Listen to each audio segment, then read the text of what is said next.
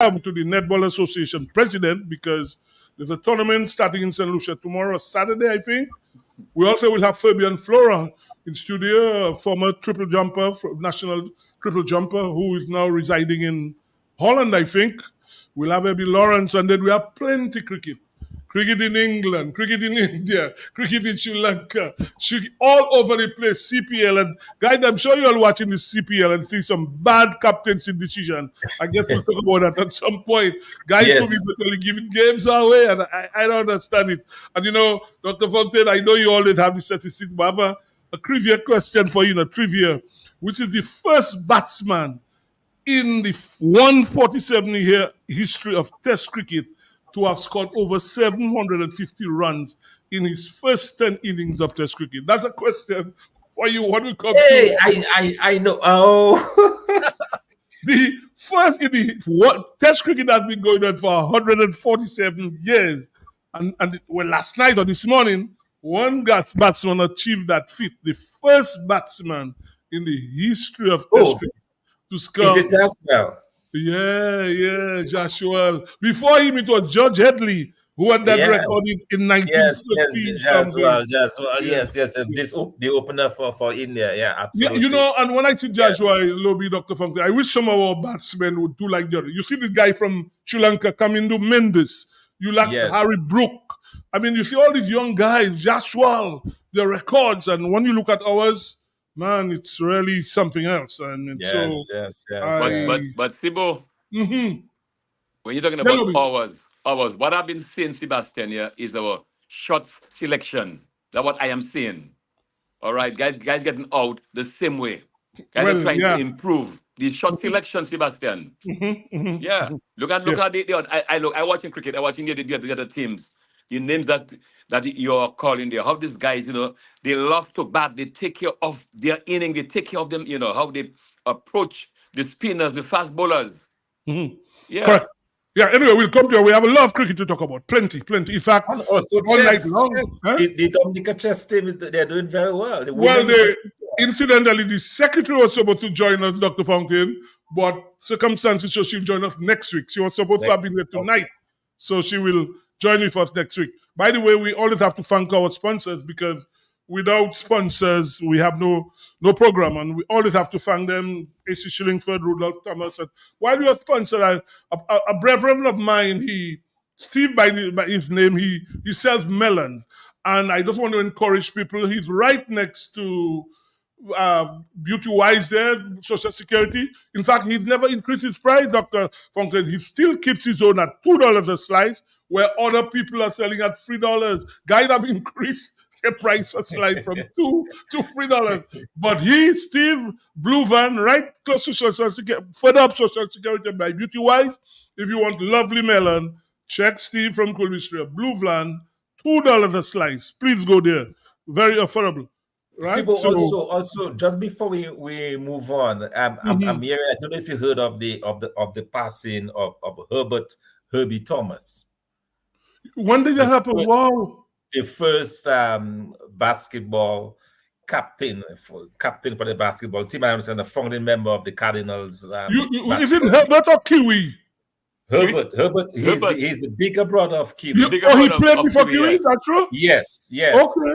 He's the brother. He's the bigger brother of Kiwi Thomas. So when did he die, Dr. Fountain? He died on Tuesday. Wow. Saturday. Well, he lectured at the college, right? He used to be at the college, Sibo. Right. Okay. Yes. Wow. So I guess we have to express condolences. Well, I'm sure Vivian Rain in Boston will be listening. So Vivian, I'm sure you will have heard of Herbert's death. Wow. Sebastian, I just want to say something here on Herbert, which I know him very, very well. Herbert Thomas. I remember that same basketball team is studied in the St. Mary's Academy. He used to play for Centos. That's where the game was, at the St. Mary's Academy. All right, and he moved to the US. To Cardinals. To Cardinals. He moved after Centos. Well, what happened was when the game was shifted to the Windsor Park. That's how Cardinals formed. They formed Cardinals, the Cardinals. I started playing for Cardinals. All right. So a good friend of mine, good friend of the No, family. I'm shocked. I mean, that Herbert. I saw Herbert a few weeks ago. I mean, we spoke well. I didn't know he was. Wow. Well, yes, Sebastian. All the Well, time I do know that, you know. Kiwi hasn't been well. His I know brother. Kiwi since after the fall. Yeah.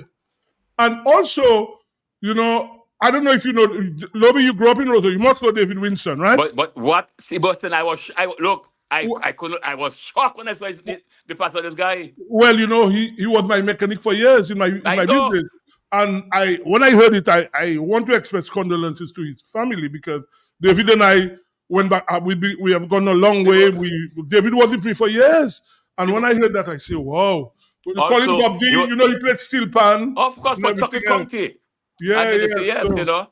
Yeah, so it was a bit of a shock when I heard that. So may his soul rest in peace. Sibo, I mean, was he ailing now? I don't know. I tell you, I was stunned when I heard that. I mean, when they called me and told me, Sibo, your partner, because they've been working with me for years. So I was just shocked. We have a caller. Hold on. Good evening. Hi, good evening, gentlemen. How y'all doing? Very good. By the way, good evening, Ronald Landa has just joined us. Your boy. Sports Trap. I know Kiwi must be listening to Sports Trap. So I can extend my condolences to Kiwi on the passing of his brother. I know Fixture maybe not listen because Herbert is Fixture cousin. Yeah. Kiwi looking well. Well, I haven't seen Kiwi for a while. I saw him sometimes last month. I was in town and I heard somebody call me by my name. I said, the only person that can call me by my name is people that know me from long ago. When I turn around, I see a man stand up in the thing of church, and he's looking at me and he's smiling. He said, me that calling you Kiwi. I said, Kiwi, but you're looking good. You're looking real good. Well, that's good news. That's good news. Never said Kiwi was sick. You're looking real good. Just going to the eye specialist. Okay. Anyway, my condolences going out to Kiwi on the passing of Herbert. Yeah, thanks. Okay. Yeah, that one surprised me. I didn't know Herbert was sick at all. I really, well, I'm surprised. Now, Dr. Fontaine, I want you to listen well, you and Landa in particular. I have a thing for you. Every Thursday night, when I leave, I'm sure you would have seen it, Ronald himself. When we drive in towards Social Security, from the time you get there, you see a long line of KFC, right? You see that on both sides. Oh, yes. Big long line, KFC, and sometimes the line on the other side where they wait. So when the line shortens, people join. Now, last Thursday night, when I was going home, when I got to, I thought something was wrong. There was nobody, no vehicle in the line. And then while I'm driving, I peeped inside through the glass. You can see the glass. And Dr. Fontaine, maybe two people were inside there. And I was stunned. I really thought there was something happened. Because that has never happened. Because every Thursday night, the line long up to Social Security on both sides. And as an economy, you guys, that tells me something that there is a place where it's always packed. There was not one vehicle in the line. You peep inside, maybe two people. And you guys can help me with that. Wow. Well, I mean that's possibly a sign that things are. Well, that's a good way of determining that things are bad, as people say they are. That and also the shutting down of the amnesia ban for Carnival as well. These are all signals that the economy is not doing well. Yeah, because when I saw that, I thought it's something that happened. How come that never every Thursday when we drive straight across a big long line in the drive-in, and then on the other side vehicles are waiting to cross. Not one vehicle like the last Thursday night, and you peep inside, nobody inside there, nobody. Ronald, good night. By the way, yes, good night. The first thing I'd like to do is extend deepest sympathies. I know Ron's mic needs to be pushed up. I'm not hearing him. Ronald, they're not hearing Ronald. Let's get him. Tom was a very good friend of mine. Are you hearing him now? Go ahead. Go ahead, speak Ronald, to see if they're hearing you. Go ahead, say something. Yes. They're hearing you? You hearing him? Are you all hearing him? Yes. Okay, yes. Yeah. I'd want to extend deepest sympathies to the family and friends of Herb Tom. Herb Tom was a very good friend of mine. He was a very distinguished gentleman, played basketball for Dominica. He was one of the guys that the brothers exported very early to go to school in the US. He distinguished himself in the US as a professor in economics, and he came home on his retirement and taught economics for a while at the State College. Over the last few years, he had his health challenges, and he passed last weekend. May his soul rest in peace. Herb Tom, my brother, I will miss you. I will miss our high-level conversations. You know, Bye-bye. and as you said that, I had a long chat with Vivian today, Renee, and I'm sure probably didn't even know because I myself did not know until you have saying that now, and I'm not sure if Vivian knows that happened. I'm not sure at all. Vivian knows. So I'm really sorry to hear that about Herbert. Good night. We have a call on the line. Good evening. Good night, Thibault and How- everybody else. How are you? How are you? I'm all right, thank you. Mm-hmm. Thibault, since you know yourself in Dominica, you never know hospital closed for stock taking. Where? If the Hawaii's closed, the hospital? Yeah, for stock taking because a young man, he's a musician, he went there to bring his child one morning, the child was sick. When he reached casualty, nobody, go all inside, nobody, go upstairs, nobody, the casualty stands alone.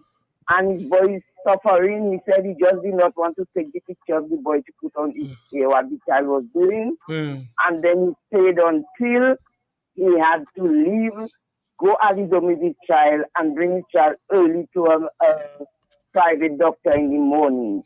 But he's still saying on Mr. Lee's program, it's not politics. He don't want nobody to say it's politics. You know, as you say that, guys, I just don't, go ahead. He's on Mr. Lee. I saw I have it. I'm just going to make a comment on that. I'm just going to make a comment. Yeah. Okay. You know, I saw the video, guys. So this is a guy, prominent musician, if one of the popular bands around, who was one side. Obviously, it is said that they gave him building material. He don't support the other side. And he goes to the hospital in the morning. He sees nobody in casualty. He can't find anybody. And then he comes out and he says, well, that is not politics. How that is not politics? If it's the politician that have to put things in place, if you go to hospital and there's nobody in casualty, who is responsible for that, Dr. Fountain? Nobody. And he's saying, that's by saying, nobody casualty? Nobody else. In fact, the guy made a video and it starts by saying, that is not politics. But how is that not politics? You go to a hospital, a main hospital, in a casualty at 3 a.m. in the morning with your son, and there was nobody there. And he's saying not politics. Wow. This is shocking. That is more than shocking. When I saw that, I say, here this guy, he's still saying not politics. At 3 a.m., you go to a main hospital with your son, and then he goes upstairs and he sees some lady with a phone casually relaxing and he's asking, looking for help. And he can't find anybody in the hospital. Yeah. And yeah. A musician, a main musician here, not calling anybody's name. So I say, man, can you imagine that? Man, this is shocking. This is also unacceptable. I mean, this should never be. I mean, casualty division is supposed to be open 24/7. Wow. And then he's saying it's not politics. Then that guy who's swing. It's all about politics. Of course it is. It's all about politics. It mirrors the failure of governance in the country. That's what it is. Of course. Yeah. On the other matter that you raised about KFC, our economy is collapsing. Our economy is evaporating. There is no demand. There is no money going around. The projects are being done in Dominica over an extended period of time are done by the Chinese. And the Chinese don't spend any money in Dominica. There's little or no disposable income. Consequently, the marginal propensity to consume has contracted significantly. And if the marginal propensity to consume contracts, it means the multiplier effect also contracts. So Dominica is a very, very serious position. On Tuesday night, there was the 20th anniversary of the relationship between China and Dominica. And interestingly, Prime Minister Skerrit was not there. By the way, he's out of state, is he? I don't know, because such an important event, persons that you have given Dominica, you've given the commercial sector to them, you've given the productive sector to them, and they're having the anniversary, 20th anniversary, and you know, no, we are wrong. You look at an area, the court, the tennis court in High Street, and that has come to a standstill. You're wondering what's happening in Dominica. What's really happening in Dominica? What is driving the economy in Dominica? We have a caller. Good evening. Hey, good evening, Tibo. Hey, good evening. Landa, Dr. Fontaine, and my partner, Yes, Lubla. Hey, how are you doing? Non, moi, ou sa pale Creole, ou sa? Ou sa pale Creole? Ça qu'a fait? Ou bien? Ou sa pale Creole? Sometime last week there, my partner went up to the hospital with a chest problem, can't breathe. But he had a bad tooth, so it looked like he's gangrene from the hotel. The nurse took the boy to sit down either on a bench or on a chair. Tell the boy with a while. And the boy died in the chair. If the security was not passing, they wouldn't know the boy died in the chair. On the bench, they put him in casualty. These things are worrying, eh? Damien Grelson, last son. From Buffett State, right? Yeah, from Yeah, Buffett State. yeah. The super football logo out of it. Yeah. So how old is that kid? So we just are joking this country. Yeah, this when you hear this story, it's very worrying, really. Very, very worrying. You look at the state of Roseau, the roads, the sidewalks, the drains. You wonder really what's happening. And guys are saying they're getting 4.1 million from the Saudis. Not 41, you mean? You said 4.41, you know. You sure it's 41? 41, yeah, that's what it The said. numbers, the fellas are playing around with the numbers. 41 million, they Yeah, said. 41 sometimes, yeah, 4.1. No, it's 41. You I'm know- sure you know- it's 41, right, guys? 41? It's 41, they You said. wonder what's 41. happening in Dominica. What's happening in Dominica? What are the 41. economic drivers? But what I'm saying, we'll come back to that. I want to ask you a question. Good evening, caller. Ron is 41 million at the grace period for 8 years repayment plan and 2.5%, I think, per annum run. Well, That Bublu, I noticed you listen to the news very attentively. You always Yes. you And to listen. hear Mr. McIntyre reading that, I say, Papa Bodie McIntyre, you living in Dominica. It's not the first time and everything. They blame it on COVID. Yes. The amount of money they had to spend in COVID. But they didn't tell people the amount of money they made in COVID centers around Dominica, because everybody that come, they were sending them to COVID center and they had a fee to pay. They're not telling people that. The amount of money that was given already to rehabilitate Roseau, and now to hear McIntyre reading that, it was sad. Have a blessed night. You know, I want to ask a question, you know. Oh, Dr. Fountain in particular. We have another caller. Good evening. Good evening, Sibu. Good Yeah. evening, brother. Hi, good evening. Good evening. Well, Yes, you my must take a brother. walk. I know when was the last time you take a walk from the Botanical Garden gate going on to the convent to see how the place, the bush taking over the place, runner. That is your area. That's why he grew up. That hurts me, my brother. That hurts me. I'm a station man. I never knew what Botanical Gardens. We used to call Now, it if you see the station. Botanical Gardens, We call it just in the time, station. If you take a drive to Mongoose to see trees making umbrella over the road, rubbish, skins, because of Dominica, we finish. And my brother, the most significant thing is that the agricultural extension unit that used to be in station, because station was an experimental station, they were taken up from experimental station and they put in a wooden building in Pottersville. Let's You take wonder what's happening in Dominica. Let's take this caller. Good evening. Good evening. Good evening, Sibo. Let me tell all you, you're not buying top up for me, eh? Okay, sorry about that. Sorry. Okay, Right. we'll help you. Go ahead. Yeah. Good night. Yeah. You know, things are so bad. The people and them that working, not enough penny. You know, they're struggling right now to even get a brush cutter to brush cut the road. Oh my God. Right now, who they using? Who? All right. Good evening. We have another Yeah, caller. sure. One minute, Dr. Fogden. Good evening. Yes, I want them to do the job. Every time it haven't started, I'm not swallowing the pill and finish. But I want them to do it. I'm tired putting mask for me to go to tongue because the gutters green, smelling. This is not joke. And when you say that, the other side saying is Dominica ou ka pale mal. Nou pa ka pale Dominic mal, nou ka pale moun la ki ka take care of Dominic la mal. Thank you. Yeah, Dr. Fountain, you're making a Yeah, concern. no, I was about to say the previous. Hold on, Doc. Sorry, I didn't realize we have another caller. Good evening. Good evening. Yes, to be precise and exact, the Saudi loan is 41 million US, equivalent to 111 million EC. Yes. I think that's what I heard. Ronald probably had it. Yeah, 41 million. You're correct. Yeah, Dr. Fountain. Thank you, caller. Go ahead, Dr. Fountain. Yeah, I just wanted to comment about the NEP workers having to buy their own tools. I saw that firsthand. I mean, when we were in Mont Prosper a few weeks ago, we had a conversation with the NEP workers, and they said that they have to put their hand in their pocket and buy their own hose and their own swipers and so on. In fact, they had no swipers. They had to resort to cutlass, and some of them said they had to buy their own tools because they were not provided with tools to work. I mean, things are falling apart very, very dramatically in Dominica, Sibo. I mean, we've been talking about the state of collapse of the economy, but it is extremely pronounced now. And you can just imagine the level of suffering that is going on in this country. You look at situation in 2000, our debt stock was around 400 million.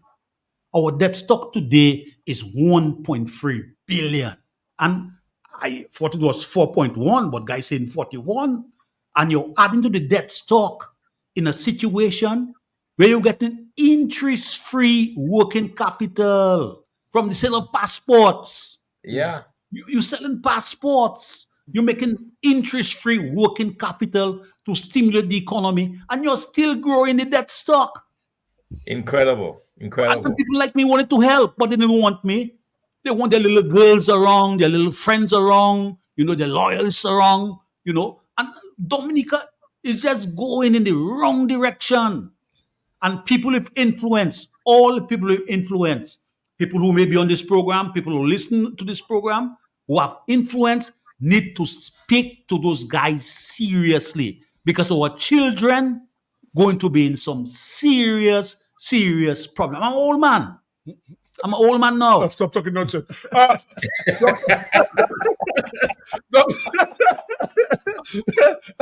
Dr. Fountain, you are a doctor, you studied, you qualified.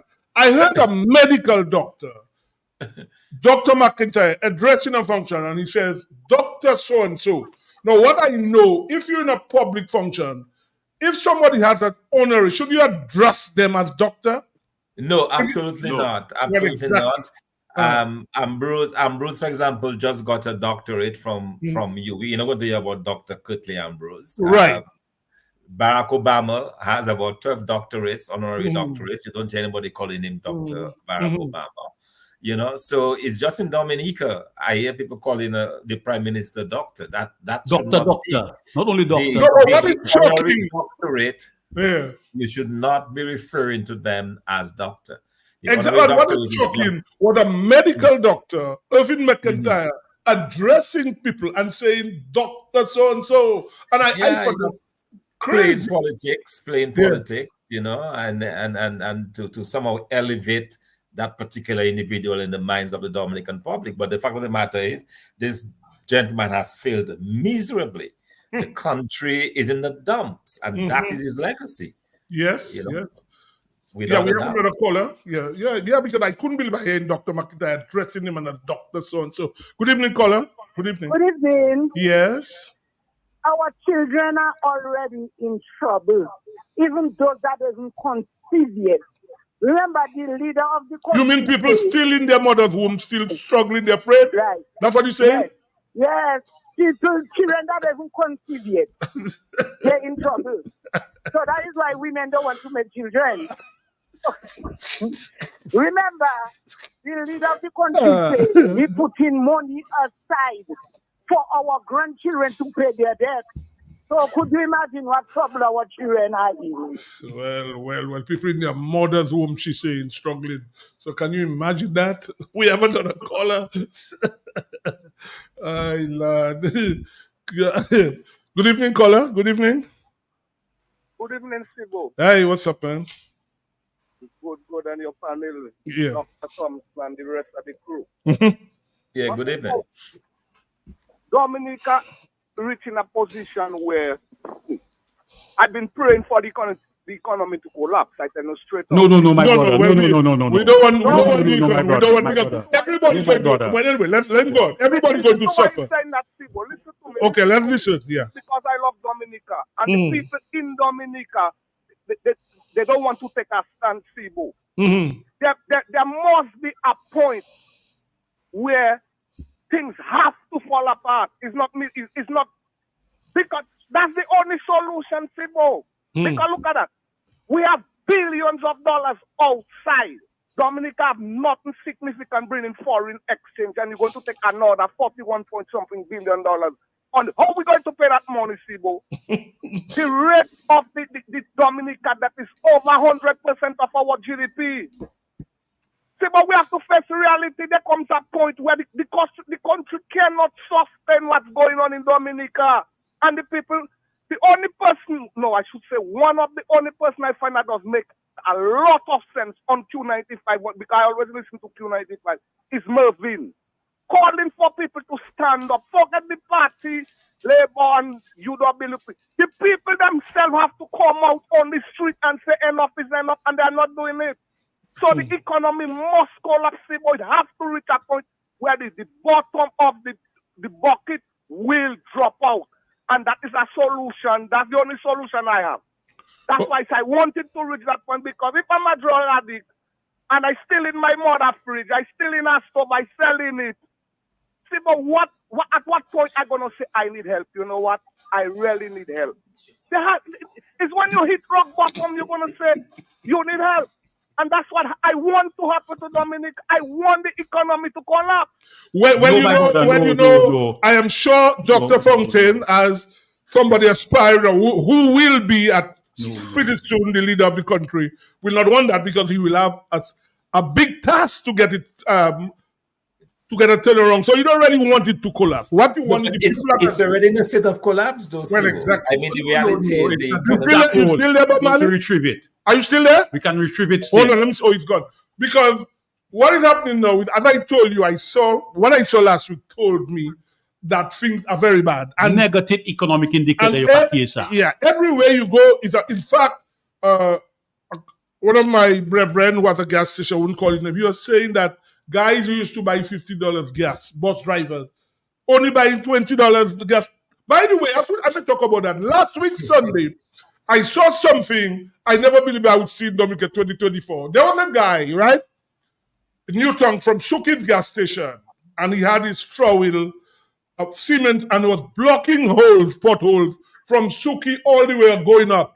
And every hole he blocked, he would have a little flag he put. So I stopped asking, what is that? He said, well, boss, I'm not doing a job to block. I couldn't believe I saw that. Right from Suki's gas station going up, blocking potholes with cement and his straw wheel. I say, well, we are really in a bad shape if that is how what they have resorted to. We have another caller. Good night. Good evening, Dominica. Good evening, St. Joseph. Good evening, sir. Sibo, for the whole week, Sibo, you have been on my mind, you know. Oh, yeah? Because you know what? Careful you say that I am on your mind, because you don't live in Barbados. Anyway, go ahead. Yeah, go on. One of the biggest problem we have in Dominica is people not working in their profession in government. They're supposed to. They're working in all the. Look at McIntyre. He's finance, but he's a big doctor. The hospital failing. Sibo, I think of you. I say, look at Sebastian. If this man were to go up for politics, and you were to give him administration, would you take out Sibo in sport and put him in health? Sibo would be much better in sports than being in health, and you will get more out of sport than being in health with Sibo. Are you sending a message to Dr. Fontaine? Is that what you're doing? No? No, but Dr. Fontaine, this man there, you can't go in the economics with Dr. Fontaine. Okay. Although he can have a good conversation with you in sport. In everything. You cannot go in that table before Dr. Fountain. Mhm. So I am saying the next problem we have in Dominica is to divide it. A small economy, a small population like Dominica, the people must come together and work to the healthcare of the best. If you say it's only red, you want to give a job. How Dominica economy can change?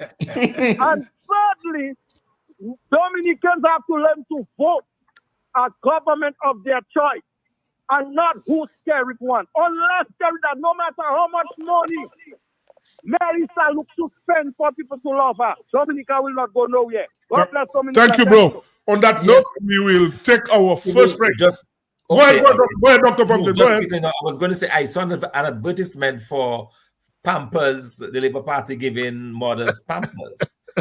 I mean, come on, man. Come on. People need work. You put people to work so you don't have to provide them with Pampers. They'll buy their own Pampers. Can you imagine that? Anyway, let's take our first break, guys.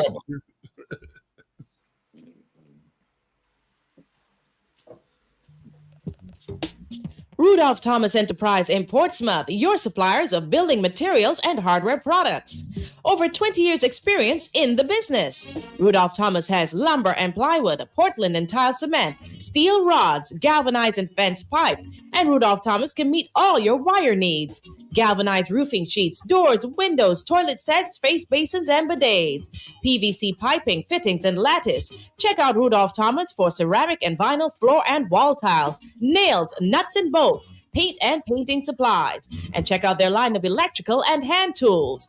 And Rudolph Thomas is your one-stop shop for hard-to-find items like fiberglass mat and fiberglass resin and welding rods. Go now to Rudolph Thomas on 1240 Bay Street in Portsmouth.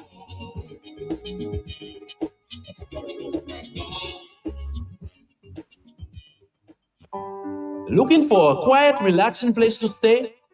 Call Porter's Place Guest House. Leaving the office late and need somewhere close to town? Call Porter's Place Guest House. Have business clients coming in and need accommodation? Call Porter's Place Guest House. Looking for group accommodation? Call Porter's Place Guest House. Located at 37 Goodwill Road in Portersville, upstairs ACS Supermarket. Enjoy our semi-self-contained rooms with private washroom, bathroom, Wi-Fi, air condition, cable network, mini refrigerator, all in a non-smoking environment. Call or WhatsApp at 1767-275-1899 or email us at info@portersplaceguesthouse.com to make your reservations. Porter's Place, your home away from home. Fit for a king, a queen, and all their royal subjects.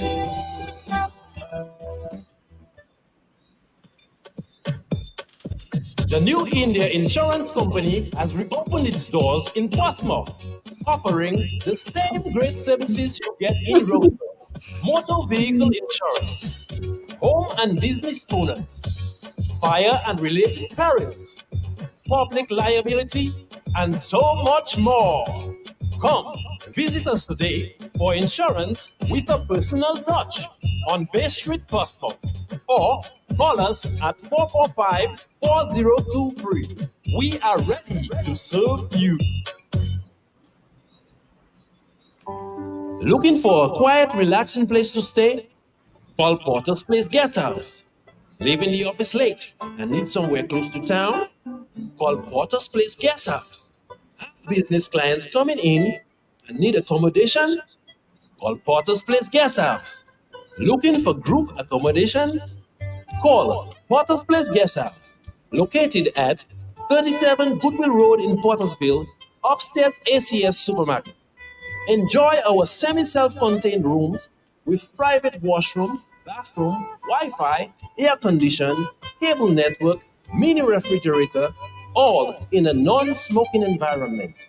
Call or WhatsApp at 1767-275-1899 or email us at info@portersplaceguesthouse.com to make your reservations.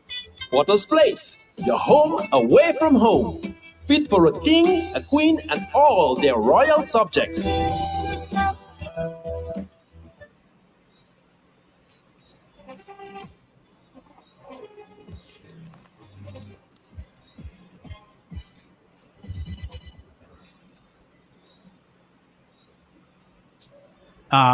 Once again, let me commend AC Shillingford and Rudolph Thomas for sponsoring this very important program. We've got a lot of persons, a lot of supporters, a lot of fans all over the world, locally, regionally, and internationally. And we try our best to maintain a high quality program. So thank you very much, AC Shillingford, Mr. Timothy, and Rudolph Thomas for continuing supporting this very important sports wrap program. Yes. Okay, guys, we are joined now by Miss Colita Hamilton, the president of the Netball Association. We haven't spoken to her for a while. Good evening, pal. Good evening. How are you? I'm good, thanks. Well, good evening, everybody.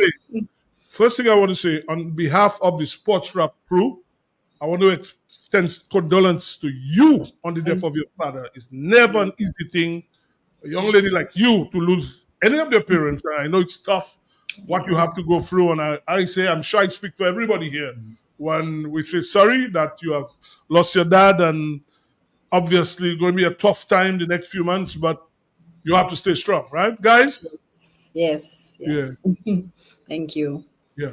Guys, you all hearing? Dr. Fontaine, Lobby, you all hearing us? Yeah, I heard. I do concur with what you said, Sebastian. Okay. Right, Colita, we haven't spoken to you for a while. There is a tournament starting in St. Lucia. Is it tomorrow or Saturday? It's starting on this Saturday, but we're traveling. No, it's actually this Sunday, but because of the ferry schedule, we have to leave on the Friday. So what is the tournament called now? Before it was the OECS Women's Tournament. What is the name of the tournament now? Well, right now it is called before that it was the ECCB OECS tournament. But now, as other non-OECS countries are participating, expressing interest in participating, it's just now the ECCB International Netball Series. Is Jamaica taking part in Trinidad? Are these two countries taking part? No, they're not taking part. Trinidad takes part in the under-16 and in the under-21. The under-21 that happened in Guadeloupe. So Trinidad has they qualified to play in Gibraltar in the under-21, but they don't necessarily participate in this tournament because usually they have their own tours happening. The tours of England and Scotland, so it's all about timing for those tournaments. Tell me, are you confident that Dominica can, how I would say it, come out on top in that tournament? Well, I am confident that we will do well. We have a very strong team, and we have a mix. We have a mix of youth and experience. We have a shooter who has represented Dominica on the under-16 front, who's very talented. And the thing with these tournaments, Dominica is not the only country who is using its under-16 players who have now graduated to under-19. It's younger players, so to speak. A lot of the countries, that's how we do it. You introduce the stronger, younger players to be mentored by the older players. So when they do in the event that they do retire from netball, there's continuity. So whenever we have training, it is always a teaching moment. Dr. Fontaine, you wanted to say something? Dr. Fontaine, I saw your hands up. I don't know if you want to make a comment. Can I say something? Go ahead. Dr. Fontaine, hold on a little bit. Dr. Fontaine, were you hearing us? Or you're muted? Dr. Fontaine, you're muted. Anyway, Lobby, go ahead. Emmanuel, go ahead. Yeah, sorry about that. Yeah. Yes, Miss Hamilton. I had some concern about netball in Dominica because I've not been hearing anything about the league. All right, the league, because what I'm just hearing now that Dominica is going to take part in this tournament in Saint Lucia. So what about your league? When last you all had a league? Our last league finished earlier this year, so we'll be having our next league after the tournament has concluded. We'll be starting back with our league. We have been speaking to various companies to have a headline sponsor, because with these things, you need capital, you need resources. Yeah. And what about just now? You said the league. So the team has been in training for how long? So how long? Where are you training, really? We have been training, yes. Where? At the stadium. Oh, at the stadium. We are at the forecourt. Yeah, the forecourt, yes. We have been training at the forecourt. How often you train there? We train 3 times a week and then go to the beach on the Saturdays. Tell me, I heard Anna Maria Pentier saying she retiring after this year, and she's been around for a while, and I guess you have a mixture of youth and experience in that team, right?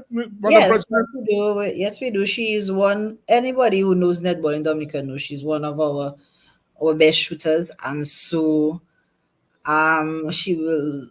It's true she would have retired from tournament playing, from competitive playing, but she will be on as a shooting coach, because there is a lot that one can learn from her as a young shooter. So what you said, when she's retired, you are going to engage her as a shooting coach? Yes, we will. Okay, well, that's good. That's commendable. Dr. Fontaine, you wanted to ask a question? Dr. Fontaine, we're not hearing you. No. Lambi, check it. We're not hearing him. I just wanted to say, okay, Madu, go ahead. Okay, Mr. Hamilton, yes, you said about this is the OECS. Is Barbados taking part? No, Barbados is not taking part this year. So, okay, well, Barbados is not there. St. Lucia, Jamaica. So only the islands from the OECS, then the Windward and the Leeward. Yeah. Okay, because we have Cayman Islands. We have Cayman Islands, Grenada, who are the defending champions. We have St. Vincent, Antigua, Dominica, Anguilla, Montserrat, and oh my God, I'm missing the host country, St. Lucia, of course. And host country, St. Lucia. What's the format for the tournament? Round robin. Oh, round robin. Mm-hmm. So, okay. Yeah, Ms. Hamilton, thanks a lot. And it's good to see that netball is active. I used to follow netball very, very closely in Dominica because my sister played netball. She was the captain of the team for a few years as well. In netball. My question I have for you is with regards to the presence or the participation of netballs within the schools.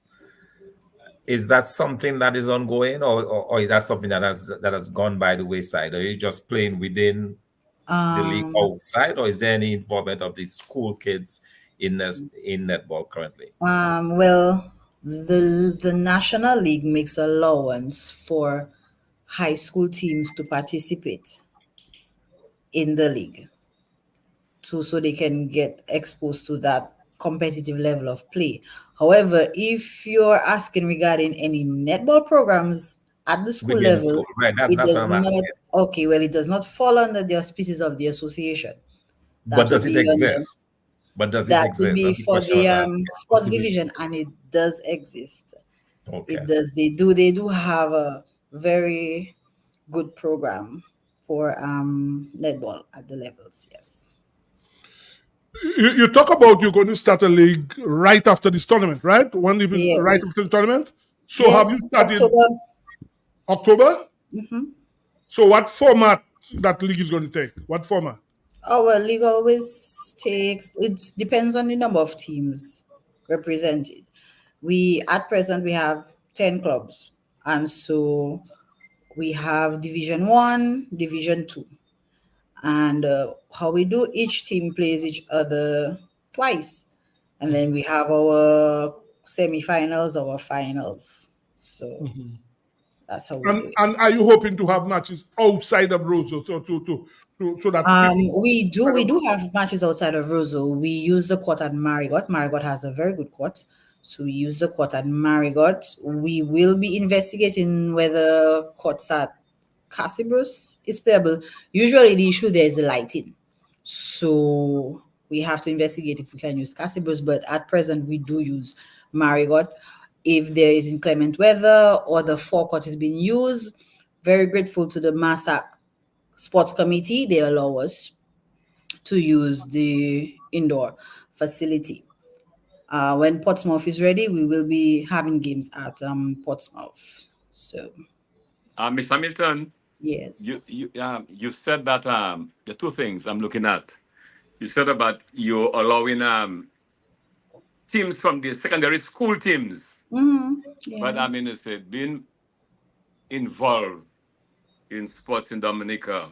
I know that first of all that what used to happen. You will aware of that. That a lot of the teams, Celtics, Spartan, and so on, you have players from the secondary schools. Yes. So how that and then secondly, you said you're going to start your league in October. What about the Creole Festival that's going to coming up? What's going to affect the venue in the Windsor Park in the forecourt? First of all, for the schools participation, the schools get priority. So if you are playing, for example, for Celtics, and the Convent High School has a team, and you are a student of the Convent High School, you are on the Convent High School team.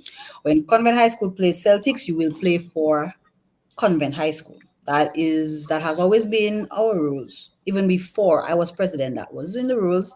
Second of all, we have contingency. We are very well aware that a lot of activity will be happening at the forecourt, but it will not start in the first week of October. So we do have a window of opportunity.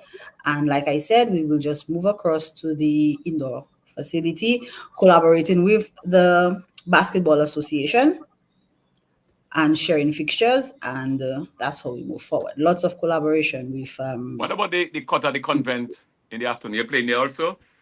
No, we have not explored that option. I know that it would always be, we would have to ask them, we would have to request permission, and then it would be at the discretion of the principal of the convent. Yeah, because I mean, to say for convent, if convent is in the league, then as a home advantage, it'd be good to have a game, But they have not yet registered. So. Or they have not registered as yet. So when they register and close in?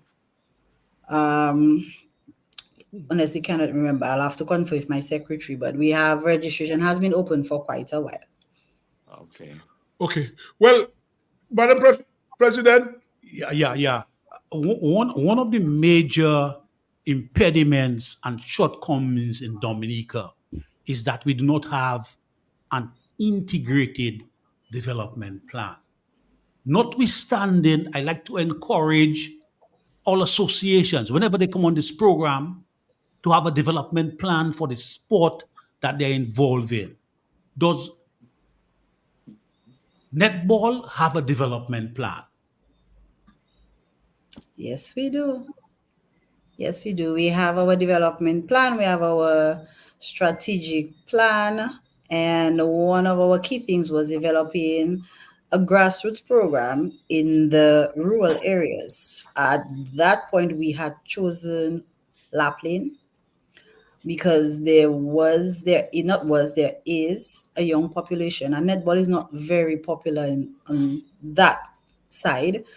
And, we got some sponsorship. However, we just have some logistics to iron out, but we do have a development plan. We have our strategic plan.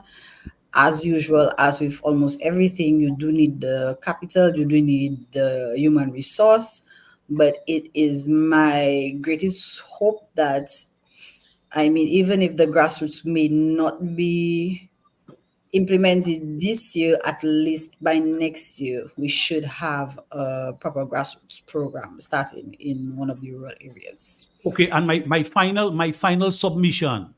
Yes. I like always first to highlight the outstanding players.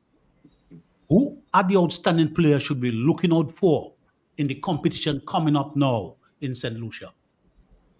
Give us a few. Well, Individually, all my players are I know that, but we very, need to are very highlight. good. Yes, yes, but we need to highlight But some of the because you are standing players. because you are probably familiar with all the other senior players, I would encourage you to look out for the younger players that we have who are fresh on the scene. So we have Miss Kenya John. She's a shooter for Dominica for the under 16. She has accolades to her name. She has been getting outstanding shooter at the under 16 tournament. And so it is very interesting to see how she will handle herself at this senior level. Very interesting to see her debut. And we have good defense. There's one that I particularly am interested to see how she handles herself. That's Tamisha Roberts from Castle Bruce. And in that saying, I would like to really commend my players from the rural areas who really, really are committed, because not every sport has the funding to have a bus to pick up the players and stuff. And so I have players from Portsmouth and from Castle Bruce who really, really made the effort. I mean, to make the team, you have to have certain number of attendance at training and punctuality, and they really had the bar on that. And so I would like to really commend them. And so these are the two players I feel so far. I'm very interested to see their debut at such a level. And like I said, we have the experience and we have the youth, and we're just hoping for a very good showing. At this moment, every island who is participating is excited because the tournament is quote unquote wide open. Why? Because Barbados, it was always the team to beat. Barbados was a team no one could beat. And with Barbados being absent, Hold that on. means we have a very good chance of, advancing. Hold on, Miss Committee. There's a caller. There may be a question for you. Good evening. Hello, Steve. Good evening. Hello. To all the How are you? members of the panel, I'm okay. A question I wanted to ask the young lady. As part of your training, do you all say, for you to get stamina, do you run up to the moon and these places? I can remember when we used to play, because I used to play netball myself when we used to play. Mr. Butler, Mr. used to make us run up all as a moon, do like a cross country. Do you all do that as part of your Yes, training? Just a little yes, bit. we do that. We do that. One of the concerns, because after every tournament, there's a post-mortem, but there's a meeting with all the presidents after every tournament. There's this independent body who observes the tournament, not necessarily logistics, but the playing. And across the board, across the Caribbean, across the teams, number one concern is the physicals of the women. The technique, it is always there, it is always good, but we find, it has been found that the stamina is lacking. And so we have been really working on our physicals, and we hope to see it come through. We hope to see the stamina shine at the tournament. Okay, so Colita, let me say thanks to you. Nice having you. I hope when you get home soon, like I say, I hope things work out well. I know obviously you have to bury your dad soon, so we wish you team all the best, and we hope things. Yes. Thank you. Okay, so thank you very much. Thanks for having me. Thanks for having me. Thank you for your Always question. welcome to that. Always welcome. Yes. All the best in St. Lucia. Yes. Thank you. Yeah, well, guys, we can only wish the team the best. I think Jennifer Nanton is the coach, and yes, we wish the team. Yeah. Thank you very much. Thank you. Bye. Take care. Bye-bye. Thank you. Bye. Well, guys, we have another guest in the studio. We have to move on quickly. We have a packed program tonight. We are joined by Fabian Flora, a guy who was involved in athletic. In fact, I will let him introduce himself so he can tell Dominican people who is Fabian Flora. Good night, Fabian. Good night. Yeah, so well, Dr. Fountain is there, obviously Lobby, your coach, Ronald Lander. Tell them you can do it, Fabian Flora. I don't know if they can see me, but of course they can see you. Don't worry. No, we can't. We can't see him. Hey, come across here. Come across here. So come across. Come closer to me. Yeah. Can you see him now? Oh yes. Yes. Right. I can see the bullet man. Right. Yeah. So good evening, everybody, all the listeners, and everybody that's tuned in. Of course, my name is Fabian Flora. I went to school in SMP, SMA. I joined the Olympians Athletic Club under Coach Loblack. I've gone to almost all international competitions for Dominica. My first being a bronze medal at the CRIFTA Games when I started working with Coach Loblak. And from the CAC Games, World Junior Championships, I also played football while I was at SMP and SMA. In the school tournament. The school tournaments. I made on the 17, on the 20 national team. So I've done it all in terms of football and athletics. And then after I graduated at SMA, I earned a scholarship to the US, and I continued my journey there, where I was two-time NCAA All-American in triple jump. And then I pursued my professional career, and I did that for 15 years, specializing in long and triple jump. So that's a briefing of my sports background, I would say. You know, Fiala was here recently, and I think you collaborated with her in some sessions. Can you tell people about that? Yeah, definitely. I've been following Tia for a long time. We're good friends. We both competed in the 2016 Rio Olympic Games. Of course, I was representing Holland or the Netherlands, and she was representing Dominica. So from that moment, I started following her journey and saw that there was a tremendous improvement in the technique, and saw that she improved every year and increased her world rankings. And when I saw that there was a very high possibility she would win a medal based on a world indoor gold medal, then I decided to make the trip to Paris and support and the Dominican team. And I was there all the way. I saw the winning jump. I saw the national anthem being sung, and I heard it, and I saw the flag being raised, and I came back to Dominica as well to continue the journey. And I have this nice initiative that I'm launching. It's a project to build a mini athletic facility, starting in Maho as a pilot, but in hopes to spread around different villages around Dominica. So what you said, you're hoping to build a mini facility, athletic facility? A jumping pit, more or less. Yeah, so focusing on the field events. So it's long jump, triple jump, and shot put and discus. And then the idea is that these are technical events that you really need to have the facility to train. So when I was training with Coach Loblak, we had that small jump pit in the Windsor Park. That's before they broke it down to build what it is today. And I improved tremendously using that small jump pit that we had. I improved enough to get a bronze medal at the CRIFTA Games. So I know the impact of having such facilities, and seeing that, the jump events are very hot right now, or the field events. So shot put, discus, triple jump. I decided to see how I could give back and start this project. And hopefully from the Community Day of Service, we can start the project, build the pit, and then have this as a location where exactly where are you looking at? This is going to be piloted at Mao Primary School, Tiza. That's between the community center and the basketball court. So there's enough space there, pit for the plants and everything, so it can fit. The wind is also very favorable in that location. So that's where it's going to be for now. And from there, the momentum should be built towards other villages. You leave the state tomorrow, so but I heard you say you hope you do that for independence. So will you be back for the independence? Yes, my idea is to come back so I can be part of the project. I have a very strong support, let's say in Maho, because I'm from there. A lot of people were wondering why the project starts in Maho, but this is where I have the strongest support. Mm-hmm. And I believe that although I spent many years in Roseau, I could say I'm from Roseau as well, but I wanted to make sure that the project kick off in a place where I can get the most support and that it could actually start. Well, let me ask you, obviously, if you're going to go at the Maho playing field, you have to get government assistance with that. Have you spoken to the authorities about that? Yeah, definitely. I've gotten buy-ins with the most important stakeholders, including the Maho Village Council, the government. Everybody's on board with this project. I've gotten support in all different ways.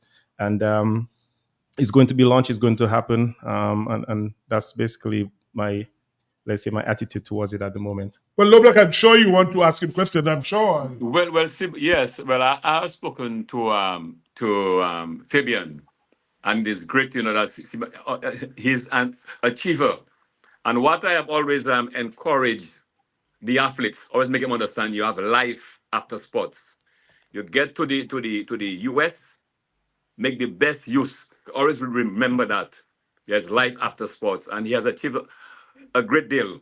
Now, while in Holland, Sebastian, he works with a company. He can tell us more about this company. Yeah. So while I've been doing sports, I realized from a young age that your athletic ability is limited. and that you have to have the education, you have to have the work experience to back it up. And one of the things that triggered this for me at a young age, I was maybe in third form in SMA, and there was a lot of big sprinters around the Caribbean. You know, Daryl Brown, those guys from Trinidad Right. Lobby, you know those guys. Mhm. Those guys were running Olympic times already. They were professional already at age 17, 18. They were really superior athletes. But then a lot of them would disappear. So after 1 or 2 years, I would not hear anything about them. And then I would hear that they got injured. And then that's it. The career is done. The hype is finished. So I said that I never wanted to be one of those athletes. So I always encourage myself to make sure that the grades are good as well and that I have experience. So I've always banked. I'm a banker. I've always done finance while I was doing my professional career in athletics. And then now I'm a management consultant for ING Bank. It's the biggest Dutch bank in Holland. So I've done that throughout my entire career. I've always worked. I've always communicated with the companies, the banks I work with, to let them know that I'm a professional athlete. I'm pursuing my Olympic dream. So we have to have a schedule that can allow me to train.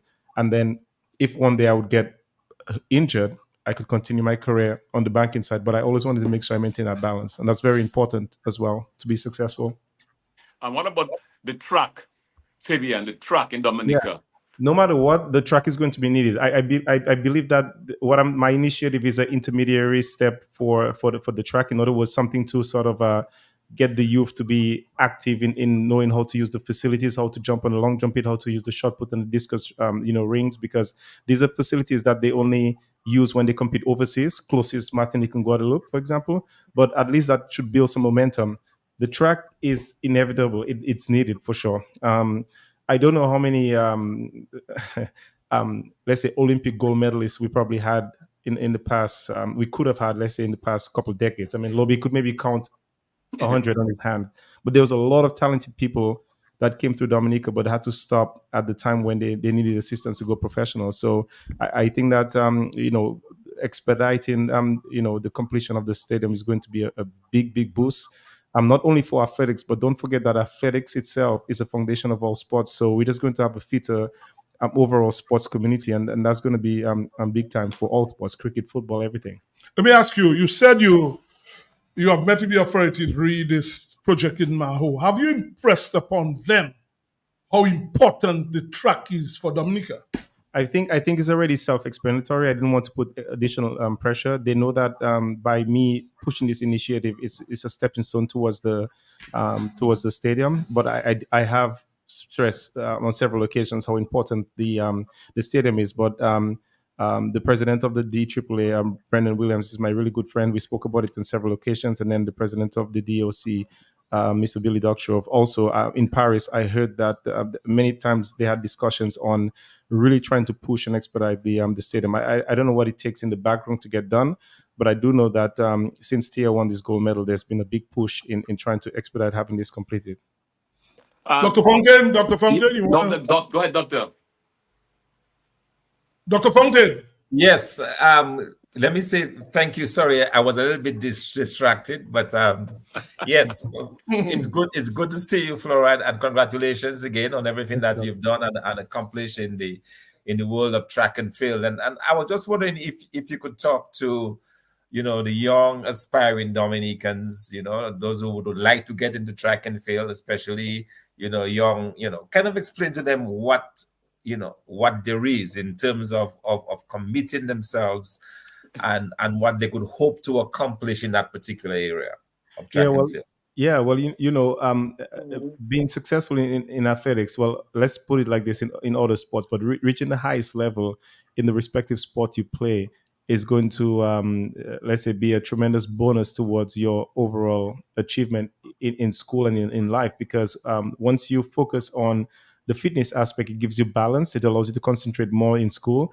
And then when you learn to balance playing sports and having good grades, it's something that carries over for life. So it's something that if you can master and if you can have the discipline, you're going to be very successful in the corporate world as well. And I've noticed that throughout my career, when I've met with a lot of executives and let's say managers and CEOs and different people I've spoken to, when they found out that I actually have gone through the professional route of doing sports and managing my work-life balance, it was a big respect. When you apply for a job, everybody has a diploma or degree. So the next thing is what sets you apart from them. And sometimes when you have this, let's say this sports accolades, it adds a tremendous bonus towards you being successful. So overall, it's just going to, well, you're working on your health, first of all. Second of all, you're working on discipline and balance, and you're going to need balance in life. Thanks a lot. And then also in terms of your own observations that you've had with regards to Dominica, as you said, you've seen the natural talent, the depth of natural talent we have in Dominica. If you were to point to a single thing that could really almost overnight help improve and boost our opportunities and the chances for Dominicans, what would that be in your view? The stadium. And Lobby coming back, of course. Because you're going to need a pilot to run the plane, right? We're going to need somebody that has the commitment that Lobby has. And me and Lobby had this talk already in terms of, okay, you have built a stadium or facility, then who's going to run it? Who's going to operate? Who's going to recruit? And that's why I'm trying to build a team in Maho to make sure that they stay very active with the facility and try to motivate the youth to excel using the facility. But for sure, I'm a firm believer in, if the facilities are there, the kids will come after. You cannot have cricketers without the cricket pitch. Mhm. You cannot have basketballers without the basketball. Sometimes you just having those things, those facilities in the community, and stimulates and encourage the youth to actually participate. So by having the stadium, people are going to be more enthusiastic about training, and they'll feel a little bit more, let's say, inclined in doing the sport, and you see it on TV, you see people performing at the Olympics. It's just another level of motivation that will stimulate the youth, but it has to be there. And the stadium tomorrow will make a huge difference in the future of sports in Dominica. Sports, not just athletics.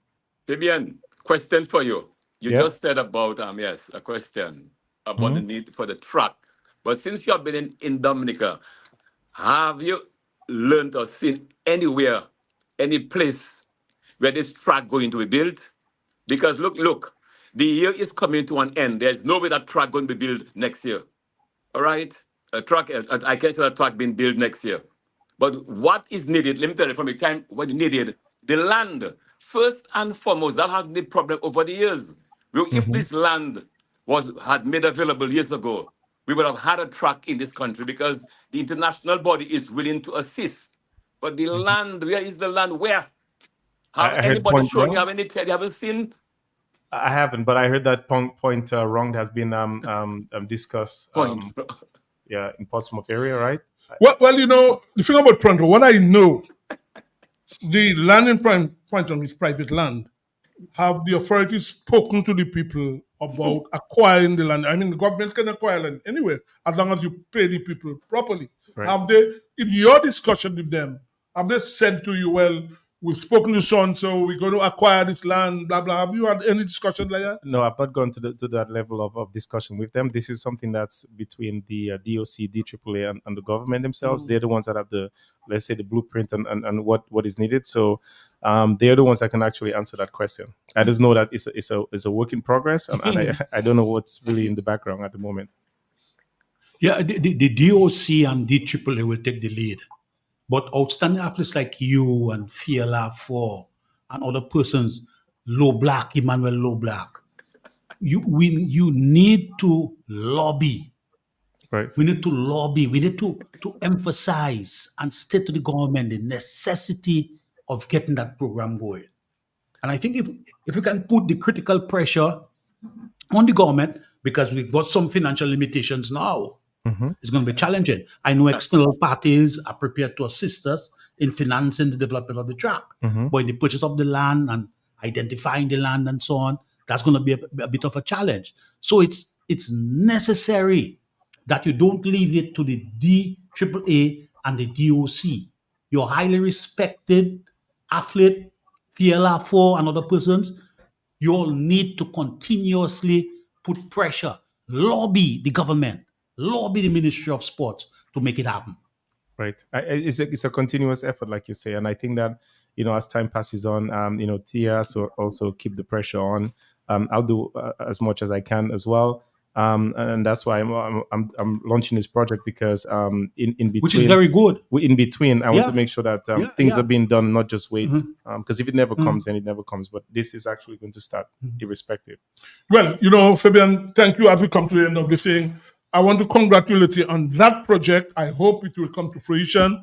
obviously, when you get back here in the next couple of months, feel free to join us on Sports Wrap because we want to know the progress, about the progress. So I want to congratulate you and thanks for coming. We'll speak to you again. Yeah, definitely. Thanks, everybody. Okay. Thanks for Yeah, listening. yeah, thanks, appreciate it. Rob. Thanks so much. I remember as a little boy, you remember me, but our big man, I'm very proud. Well, of I you. know his father All the very well. best. So Yeah, Anyway, Anyway, we'll take a break now, guys, and we'll get back. We'll take a break now. All right. Thanks, man. Yes. Thank you, man.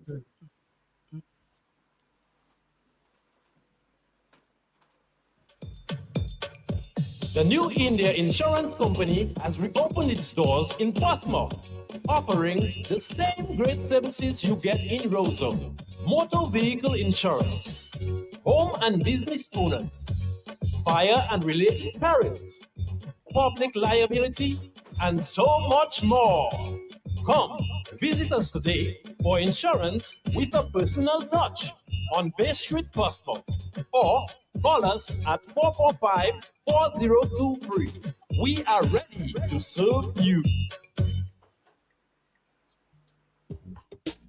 Rudolph Thomas Enterprise in Portsmouth, your suppliers of building materials and hardware products. Over 20 years experience in the business. Rudolph Thomas has lumber and plywood, Portland and tile cement, steel rods, galvanized and fenced pipe, and Rudolph Thomas can meet all your wire needs. Galvanized roofing sheets, doors, windows, toilet sets, face basins, and bidets. PVC piping, fittings, and lattice. Check out Rudolph Thomas for ceramic and vinyl floor and wall tiles, nails, nuts and bolts, paint and painting supplies. And check out their line of electrical and hand tools. And Rudolph Thomas is your one-stop shop for hard-to-find items like fiberglass mat and fiberglass resin and welding rods. Go now to Rudolph Thomas on 1240 Bay Street in Portsmouth.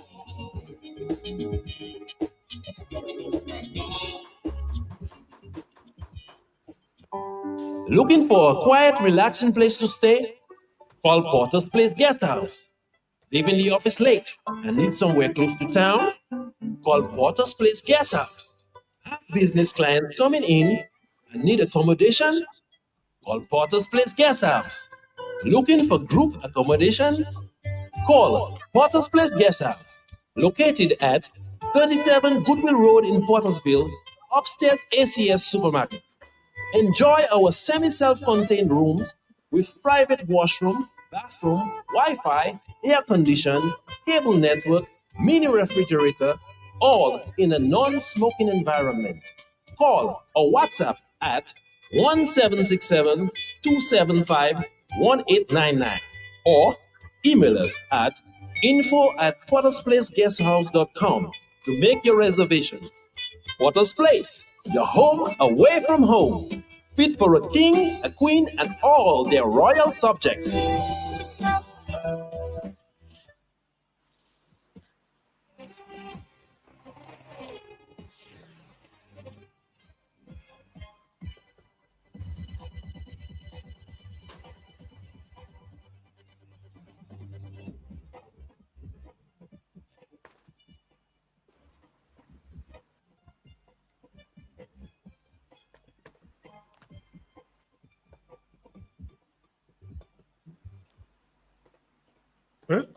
Yeah, we're back on. Okay, we're back on, guys, and I think by the way, the latest score in Trinidad batting against Antigua, 16-1 in the third over, T20 in Trinidad, 16-1 Trinidad batting. Lorraine gone again.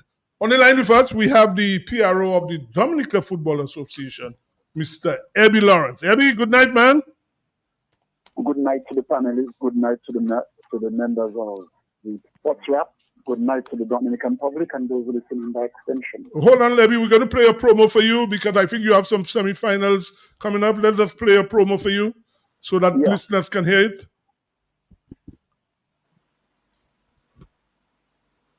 Dominican Football Association presents the President's Cup semifinals 1 and 2 this weekend at the Stock Farm Technical Center. Day 1, Surgical Southeast meets Valvoline. We're united at 6:30 p.m. on Saturday, 21st September.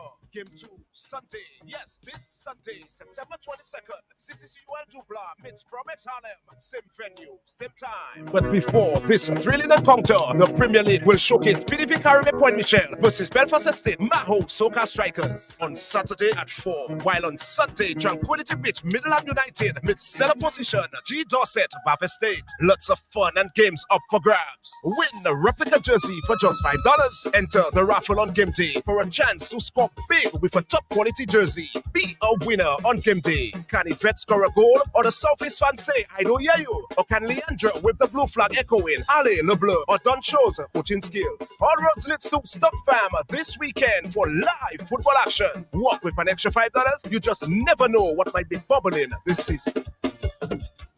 Okay, Abby, so you have big football this weekend. Tell us about that, man. Yes, actually, we have the President's Cup semi-finals coming up on Saturday. We will have, as was stated, we United coming up against Southeast, Surgical Southeast at 6:30 p.m. But before that, we will have a premier game, CBVK Caribbean Port Michel versus Belfast Estate Maho Soca Strikers. And on Sunday, we will have Promex Harlem coming up against Dubla at 6:30 p.m. and Tranquility Beach versus Bath Estate at 4 p.m. So we'll be having the President's Cup semi-finals, but before that, the premier game will be featuring 2 premier games. That's Saturday and Sunday up at Stock Farm. At Stock Farm, yeah. Right. Now, you had football last weekend. I heard there was some interesting results. I guess you want to tell us about that? Exciting times continue to lie ahead for the football body in Dominica. On Tuesday, we saw a thrilling encounter with Laura Dorset Bath Estate coming up against Petro Caribbean Port Michel. Actually, 30 seconds before the whistle, Bath Estate equalized and brought the game 1-1. Although they are in seller position right now, but what you said, 30 seconds before what? After the whistle, you 30 mean? seconds before the whistle. Before game time. We had the final whistle. Bath Estate equalized and make it 1-1. Go on. Final whistle. And although they are in seller position, but it says that with training and really ball possession and decorum, the league is interesting. That's the Premier League is interesting because the points are so close. And one would just wonder what will happen come next game. But exciting times happening in the Football Association. As we speak presently, we have the new India Goodwill Runners in our women's game playing Kurt Hector Southeast at the Newtown Savannah. I'm speaking right now. And Harlem is playing Bombers at the other side at Stock Farm Stadium as we are speaking. That's in our women's league. We also have, on Friday, Mighty Avengers coming up against South City. So 3 games slated for the women's game.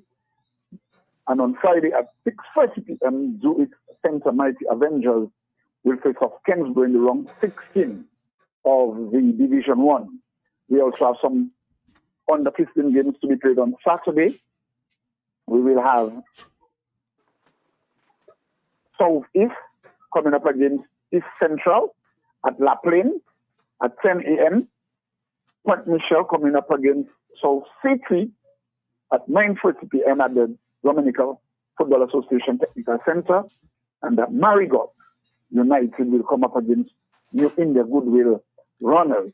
That's on Saturday as well. So some exciting times ahead for football, and we keep on pressing. We keep on showing at the end of it all that we, together with the football fraternity, can get things moving.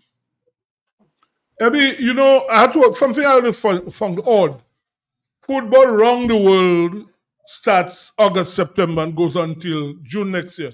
In Dominica, we have the direct opposite in that the football league is coming to a close when leagues all around the world are starting. I find this one a bit strange. Well, low black going forward, we are. I'm not low black. I'm not low black. Tivo. We are going to revisit. Our entire games and scheduling of games and work together with the international bodies, so as to have an in sync football. So, for example, we know when the national team train, then there is a lull. The games are set back, but going forward, we will not be having that as we speak. The policy taken was that any time a team has 3 or more players, then the game will not be played. But going forward, we know that our Premier League will continue. We know First Division League will continue, barring the weather that is, because we're in the peak of the season, and we just pray God will give us some good season, that we will see the end of this year's football league. Yes, Eddie. Tell I'm me. listening. Yes. Fabio Drago. I understood that he's being given an opportunity to go a scholarship to attend Combined Academy in Charlotte, North Carolina. And it's been facilitated by DA Next Sports Management and Recruiting Group. Yeah. And the main guy in there is Jerry Williams. I'm not too sure if I know Jerry. I'm not too sure, but I think this is a very important initiative. Is it something coordinated with the Football Association? And is the Football Association looking to see how they can get some of our young talented players exposed and developed in this particular way? This is a partial thing as we speak. But going forward, and I'm saying that off the bat and with no form of remorse or any aggression towards the sports vibes, I always say to persons that the Dominica Football Association is the governing body for football in Dominica.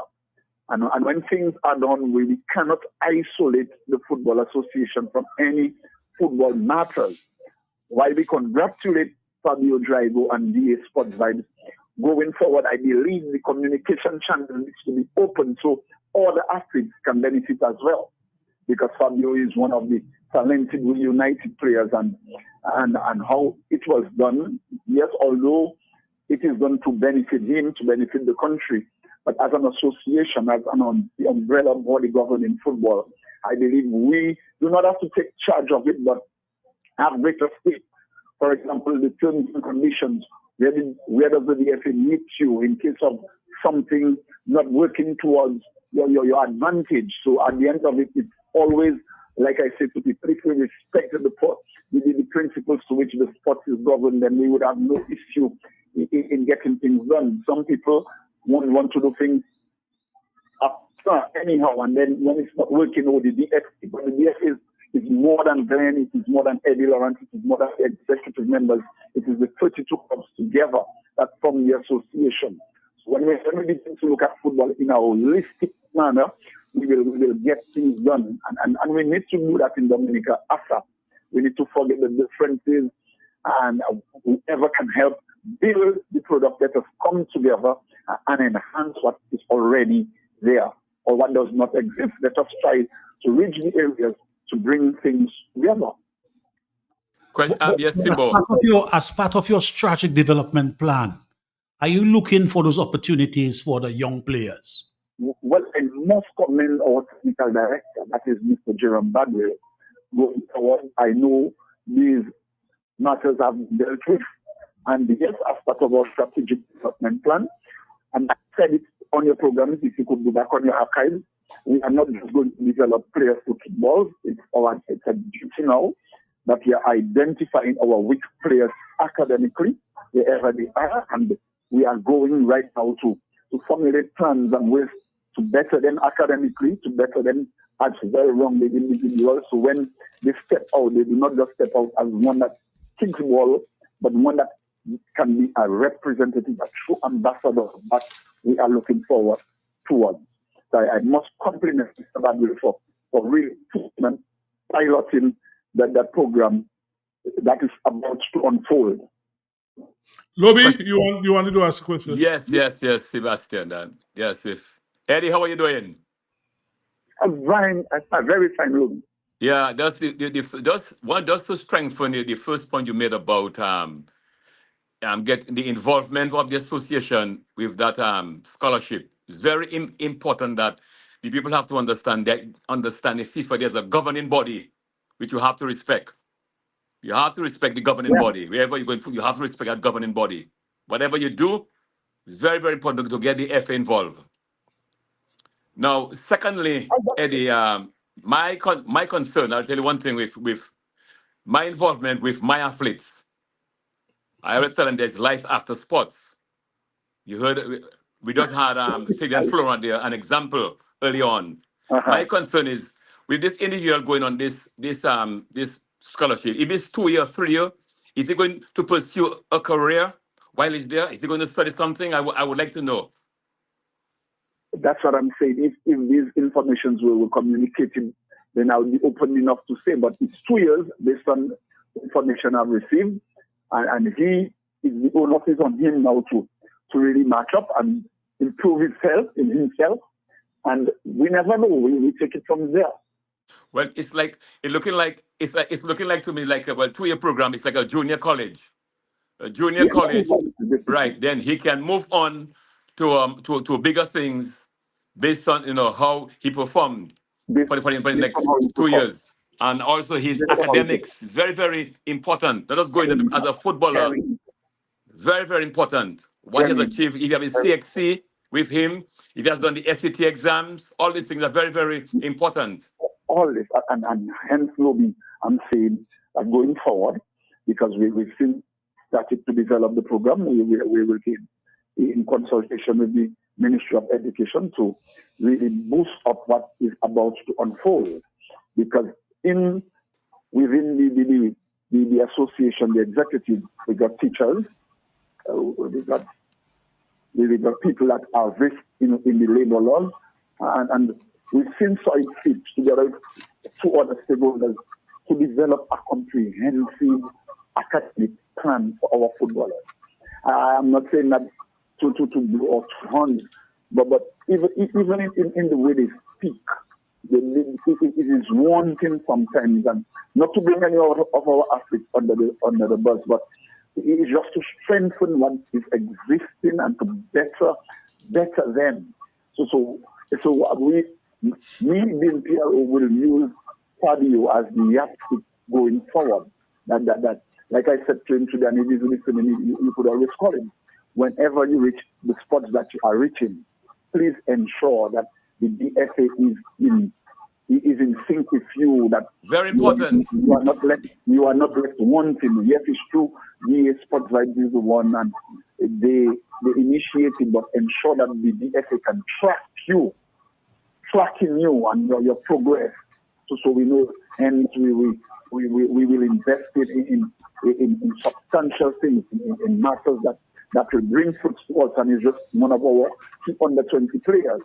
I know he'll be missed this weekend for United, but nonetheless, and even Javid is about to go as well, Dr. Fountain, and that's another component that we would like to strengthen. But people cannot just do things anyhow, and at the end of the day, when it doesn't work out for them, they come and they push the entire DFA, what would be the executive under the bus, and is the DFA. But if we do things properly, then there is no need for us to fear, Before I see, Dr. Fountain, want to speak to you. I wanted to ask, Eddie, I'm very happy to hear about that and the development, and I want to spend just a little more time on that particular area. And I'm wondering if within the DFA, whether you all are building up like an archive of the players. What I mean by that is a few years ago, I made an approach to my school in the US. That was a really good soccer program. They play in the NCAC. And one of the first things they asked me was whether or not the players have footage that they can look at, video footage that they can look at. And I'm wondering whether the association has an archive. Like do you have, for example, are you guys investing in filming the players when they're playing, so that because anyway they're going to go, as the first season they're going to ask. As the new PRO, I know that is one of the areas that have been pushing. And when I say push, I'm on a robust front pushing such a move. Because, yes, although we have the FIFA Plus, but only today we spoke, I spoke to one of the officials, thinking ways I could use the very footages from the stuff that they are recording to us to develop better products And the President Cup will be filmed, and it is hoped, I hope before the end of the season that people could stay home and view football on DG Play. Like I say to people, there are things that is happening within the walls of the FA. It's just a matter of step by step unfolding it, and as it unfolds, one will see the bigger picture. And yes, the archiving is coming. So the plan is there, but it has not yet started. You've not really invested. Well, it's just my first year, and because I was learning the ropes as I go on and bringing some new initiative. But this is one of the things that is, by next year we would have a full area where our documentation of past, present. Because I was surprised when I heard Dominica the Combermere Football Club once upon a time. I was surprised that I sat in the University of Old Men at the Botanical Gardens, and I am hearing some names, and this is the way forward. I say to this gentleman, if you all have all this information, why didn't we put it in a booklet? Or now, well, it may be old, but did we find a way to keep this treasured moments that our children and our children? I heard of Baptiste and goalkeeper. He was notorious once upon a time. When I got to know him, he died, may he rest in eternal peace. But goalie, as they call him. And when you look at the challenge that Dominica exhibited, many people don't know. So yes, the archiving is coming, and it will be done in a manner that Dr. Fountain will be seeking you and your creative help, because I'm always saying Lobby is a partnership we need in this. Yes, because Abby, hold on, listen, he's saying something to you. I'm saying that is one area I think, and beyond, when I was thinking of, in terms of like documenting. So, for example, when you have those first division games, for example, can you guys invest in having those games documented with quality footage, so that if, for example, there's a promising young player, that we can make an approach for a school or for some club in the US and so on or elsewhere, that we said, okay, yes, we can actually get in video footage, clear video footage of this player. You guys, that's what I'm asking specifically. I'm happy, yes. We are looking into it, and I'll probably say to you, for the world to get this done, invest in 2 good cameras for us. You want him to do that? But the Football Association will give you the government money. The Football Association will give you the government money, to pick the wins up. And you want Dr. Fountain to invest? But also, Abby, I am sure, Abby, with something like Hold on, Abby. Dr. Fountain said something. Hold on. You can approach it. Let me tell you how you can approach it. Listen to what he said to you. FIFA has development funds. And if you're talking about a way to really promote and improve the prospects for the talented young footballers in Dominica, you can write up a project and present it to them. They would fund that. I mean, I can buy you a $1,000, probably a $200 camera, but you want quality piece of equipment. You understand what I'm saying? So what I would suggest you do, the way I would suggest that you do it, is to write up a project that you can present to FIFA, because they have development funds for countries like ours. FIFA is a multi-billion-dollar juggernaut that is always willing to help and promote. So, but you need to take the initiative as the association, write the project, and get this kind of funding. Well, Dr. Fountain, going forward, we will look. So I can help you write the project. We shall pursue. Abby, did you hear what he just said? I can help you write the project. I cannot offer you a camera, but I can help you write the project to get it done. That is the partnership we are talking about. Well, that's an interesting thing. You should take up, Abby. You should take that up with your executive. Here is Dr. Fountain saying to you, he can help you to write the project. So we heard. I'm going to make my documentation, my little note. So, Dr. Fountain, we shall meet with you as soon as possible. Absolutely. Don't waste time on that. Very much interested, because I believe, Abby, I firmly believe. Listen to him, Abby. Listen to what he's saying to you. Because I'm saying that, I mean, I'm prepared to do that, because I firmly believe that we have some good talent, but they need to get additional exposure. And that is one way of doing it. I mean, there are within, I give an example of that, within the US system. I remember when we had like 4 or 5, you remember when we had the 4 or 5 young boys from Grand Fort on the team a few years ago, and we were able to get 2 of them in the US, you know? So those possibilities are there, but we need that help. And I think that's one of the areas I would really like to assist in. Abby, as we close up, one final thing I want you to tell Dr. Fountain, and I heard you saying about the commissioning of the lights in Grand Fort. Was that done? You discussed that with your Grand Fort man. Well. As we are speaking, Thibault and Dr. Fountain, the guys on Surface are training under the light. Okay. The commissioning, because of the inclement weather we had and some problems in the field, that is being addressed.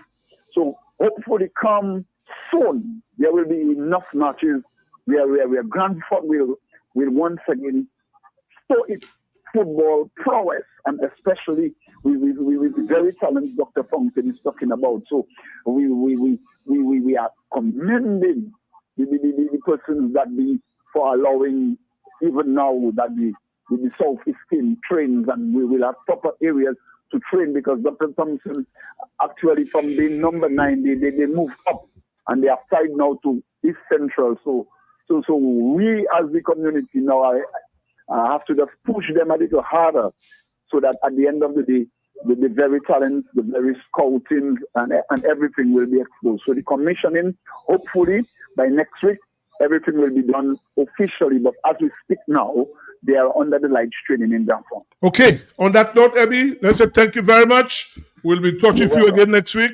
Enjoy. I know you're up at Stock Farm. Enjoy your football. Thank you. Good night.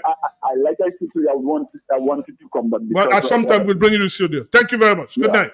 Good night. Guys, let's move straight to cricket. Time is running out. I didn't realize that time had moved so far. By the way, the latest score, Trinidad struggling against Antigua.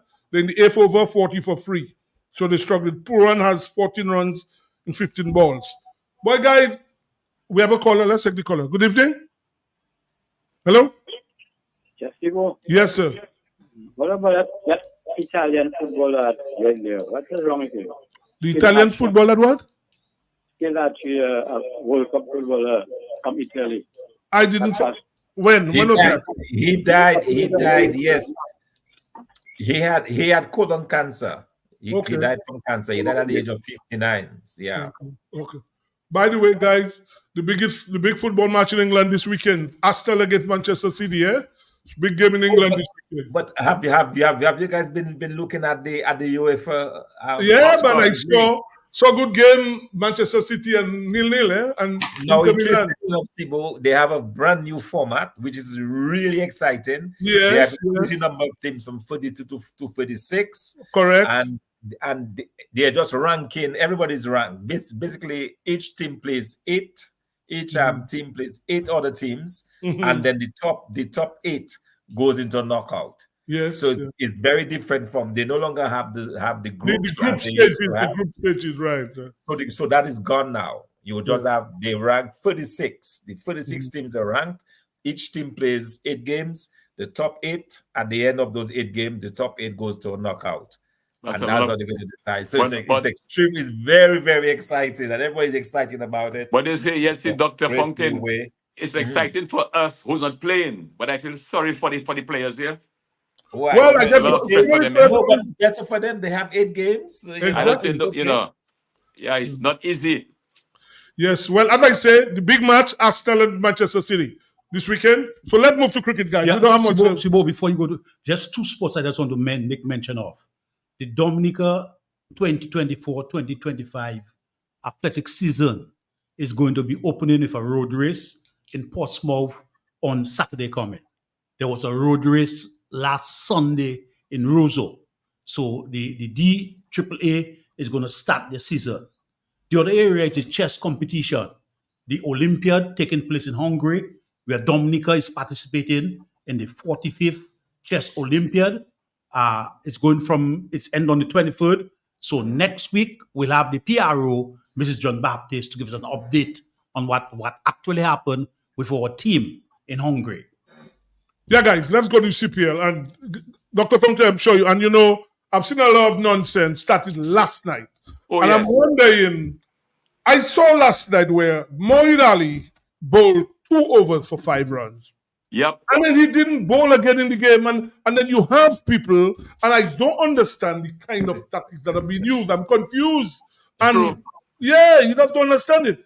You bowl 2 overs for, let the guy bowl out with 4 overs. And then the 17th over, you bring a man bowling wrist spin to somebody like Roslan bowling long hops. And then it's about 3 or 4. I mean, I don't understand it, honestly. I agree with you, know. I look at the game, and I'm saying is this, that Paul, to me, Paul is very costly. In fact, if you look at the American, but you guys live in the States, you look at a baseball game, the coach will be looking, let's say, in the 7th innings, which pitchers should be bowl and so on. True. Kimo Paul, economy rate so far in this CPL is 14 runs per over. True. So obviously, you know that it's a risk to bowl this guy with 12 telling runs to go. 12 runs in the last over. So it would be a risk. The other man whose economy rate is 14. So you're chasing, they want 12 runs to win. You bring him to bowl. 2 balls, they won the game. 2 balls. But not only that, but I tell myself, how Moeen Ali, I'm wondering about when they're going to bring in Moeen. Why? I'm wondering what's happening. But you know, the same nonsense happened on Tuesday night. Barbados are playing Antigua. Right. Barbados were 126 with 1 over to go. Pittman, the young fast bowler, playing in his first game. And he bowls the 20th over and hold 18 for about 3 or 4 sixes. I tell and they you, get to 150 and they lose the game. I'm trying to understand what the hell is going on. Honestly. What is going on in that CPL? What's going on? That's a good question. I don't understand it, man. And you look at this St. Kitts team, it's pathetic when you watch these guys. I mean, Fletcher. And you say to yourself, every year, this seems the same guys playing, people not performing. They don't have the same people playing. To me, it don't make any sense at all, honestly. But you see, Sebastian, I've been looking at this T20 on the whole, internationally, looking at T20. And bowlers are thinking, the bowlers are bowling, look, they're thinking, outside the off, you the batsman must have to make your adjustment. You have to make your spinners the same thing. Outside the off stump, they're not going to look, the guys are thinking. Our batsmen, the batsmen are not thinkers. They're just not thinkers. They throw away their hands easily. By the way, look, Purana just got now. Trinidad 42 for 4 now in the 9th over. They're struggling. I'm actually watching the game live. And Purana is just gotten out now. So Tim David is batting with, well, Cathy's out as well. You see Cathy's out. It's 42 for 4. Pollard just came in now. Yeah, 42 for 4. And you tell yourself, you know, you look at people like Bravo on the field. What is Bravo doing playing T20 now? I mean, and Pollard. Yeah. You have even Fletcher captain in the team, and it's just a big joke, man. You know, we've talked about this already, but you know, I mean, really, Cricket West Indies need to set up their own league because we need to be fleshing out the local talent. I'm barely seeing the young kids. But only that good point. Good we point. Have Jewel, but I'm barely seeing the well, young. Jewel hasn't played the last 2 games, by the way. He hasn't played. What about Walsh, the leg spinner? He has hardly played. I'm saying, okay, there are 6 teams, right? You see some teams in a match playing 5 foreigners. So in effect, you only, let's say 6, you only probably have about between 20 and 30 guys, West Indian guys you can choose from. Players, you can choose from. If you're looking to pick a West Indies team, you don't see that anywhere else. So it is just a big joke. Well, I guess the president of the CWI now, look at the politician now, he was selected on Tuesday night to run for the opposition. I don't know if you saw that. Oh no, I'm not aware of that. Yes, that's confirmed. And no, I've never heard that West Indies cricket where a declared politician is the president, although Julian Hunt at some point, but he'd have thought, I don't understand how it's going to work because Keisha Charlotte now is the opposition party's candidate for the next election. That is in the area down in Springs, past Barrel. In fact, I spoke to Lanchon this morning. So he's a politician now because sometimes you declare yourself you're a politician. So you know, it's really unfortunate because I'm concerned. I mean, and you have all of those guys who've made their millions already. You know, the Pollards and so on. Why not make room for the the younger Exactly. players, you know, Because, well, the plan to you have a know, Caribbean our T20. own guy Kevin Hodge should be on there, and some, you know, Tyson big is a talent. great prospect to be there too. Well, but Siboy is saying something that they're going to be a Caribbean. They have a Caribbean T20 next year. That's the plan. That like we had before. Remember, there was one, you know. I mean, we know that while I was manager, we played that for 4 years. Caribbean T20, and they moved it when they did that nonsense with CPL, give them a 99-year lease. I never heard of that before. You see, so it seems that CPL is steeply bent into betting. It's more like a betting. I mean, that's what that is really. You know, people are making money off the betting aspects of it. You know, and that's what it is. But it's very unfortunate because at the end of the day, I don't see that happening, as I said, in any of the other countries. In the IPL, for example, they limit the number of players, I think foreign players, to 4 who can play in any team. But all of the young players are given opportunity. All of the young players. And I don't see why we cannot do the same here, especially that we need to develop our players and give them the exposure and the practice. Yeah, but that's West Indies cricket is really not benefiting from that CPL. As I said, a lot of young guys. No, look at Jeremiah Louis. He's in the St. Kitts team now. He's not playing. He does there. And a lot of the young players. Look at Pittman, I tell you. Played 1 game and they gave him the last over to bowl. The young kid playing. I mean, to me, it was really not good for the guy. So, and you mentioned Kevin Hodge. He had one of your test batsmen cannot even get into a team. So you're wondering, that's where the board itself should step in, but the board has no control over the CPL. Unlike the BCCI in India, the ECB in England, the Big Bash in Australia, they have control. Even in Pakistan, no control there. So that is where we are struggling. England versus Australia. Well, today, England. Well, you know, this head guy, really, Dr. Falcon, the man scored 100 and something runs in boundaries, you know. I see you. 150 something. Yeah. I call you Lennox. He scored 24s and 5 sixes today. Yes. 24s. And when they won that match easily, yeah? Easily. And you know what? If you go back to the same guy, Sri Lanka, before we go to India now, Sri Lanka, the Mendes guy who batted at 7, you remember? In fact, I was making they brought him up. He's been elevated to number 5 and he makes 100. In fact, the guy has played 7 test matches. He has 4 centuries already and 4 half centuries. Average of 80. And that number 7. Yeah, I could not understand why you had a guy like that at 7, but he was brought in at 5 in this game and he makes 100. And then this Sri Lankan batsman or something else, eh? Yes, indeed. And I was also watching the Bangladesh versus India game last night. By the way, Ronald, did you see it? Both matches are on. I'm watching both of them. Yeah, one starts at 12 and one at 12:30. Bangladesh had in there 42 for 4, I believe, and 144 for 6. And now they, you know. Well, I think the matches are away from Bangladesh now. Free if you allow a team. I mean, Ashwin is 100 and something, 102 not out. And Jadeja is at 80 odd. 86. You know, India have been fortunate, you know, for over 10 years now. They have 2 guys, 1 at 7, 1 at 8. 2 of the greatest spinners of all time, batting at 7 and 8. The 1 at 8 has 6 test 100. By the way, Ashwin, 6 test. Very rare. In fact, West Indies, the only person I think that was of that level was Gary Sobers. I can't think of anybody else who batted there who could get all these wickets and make this run. Jadeja is averaging over 35 runs per inning as a batsman. Plus, he has almost 300 wickets. So they've been fortunate. You have 2 guys, 7 and 8, who can, between them, bowl out any team and still come. And, you know, is that the rate they scored this morning, eh? If you check it, the rate they scored it runs this morning. I mean, and the partnership is 195 or thereabouts, 195 partnership. And in fact, they were going over 5 runs and over this morning. Over 5 runs and over.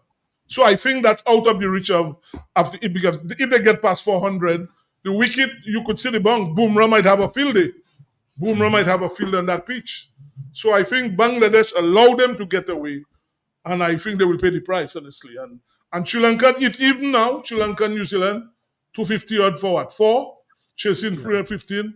So it really, even 2 nice test matches going on, 2 real nice tests. And we saw Afghanistan, by the way, beat I was South about to Africa. mention that Afghanistan, South Africa. They beat South vanquished South Africa, yeah? Yeah. So there's plenty cricket all over the place. In fact, you lose your sleep all night. You have to sleep in the day because when the cricket's okay, you have cricket now. It finishes about 11. Then one starts at 12. One starts at 12:30, and all night long till about what 7:30, 8 o'clock. So a lot of cricket, and then England start as soon as they finish in Indian thing. The 50 overs in England start 7:30. So it's a lot of cricket, plenty cricket. Well, I think England had a new captain, today, Harry Brook.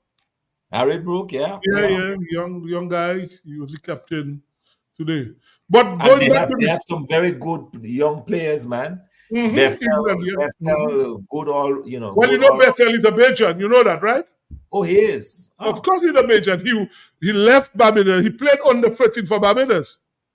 He's a Bajan, like you see, same like Tony Kosher. You saw how Tony Kosher was, like a white man, Yes, right? yes. He's a Bethel white- guy. he's a white Bethel Bajan. played youth cricket in Barbados. He's a Bajan. It's just like Chris Jordan and what's his name? Geoffrey Archer. Mhm. Yeah, so Bethel is a Bajan.